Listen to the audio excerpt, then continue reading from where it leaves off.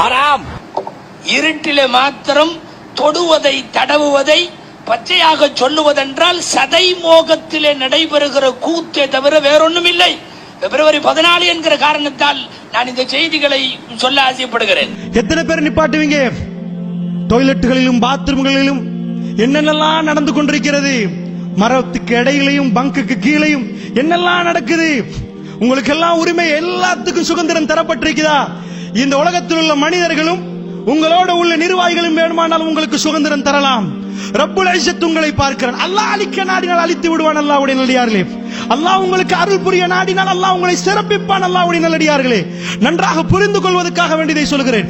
நீங்க நினைச்சிராதீங்க இந்த உலகத்தில் எல்லா ஃப்ரீடம் உங்க கையில உண்டு.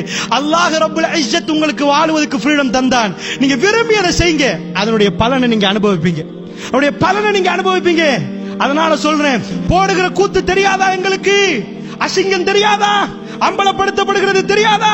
எக்கச்சக்கமான விஷயங்கள் பரப்பப்பட்டு கொண்டிருக்கிறது. அன்பிக்கினியவர்களே, நீங்கள் எல்லாம் ரசூலுல்லாஹ்வை நேசிக்கிறவர்களா? அல்லாஹ்வுடைய தூதரோட நீங்கள் பாசம் வைத்தவரா? உங்களை படைத்து உங்களுக்கு கண்ணு மூக்கு தந்த ரப்புல் இஸ்ஸத்தை பார்க்கணும் என்று நீங்கள் விரும்புகிறீர்களா? அல்லாஹ்வுடைய நல்லடியார்களே, அவன் உங்களை படைத்தவன். அவனோடு நீங்கள் சஜிதாவுல உளுந்து அல்லது அந்த உறவை பேண வேண்டும் என்று நினைக்கிறீங்களா? தஹஜ்ஜுல எழும்பி சஜிதாவுல இருந்து அல்லாஹ்வோட கொஞ்சினவர்கள் எத்தனை பேர், அழுதவர்கள் எத்தனை பேர்? வல்லாஹி ரப்புல் இஸ்ஸத் உங்களை கண்ணியப்படுத்துவான்.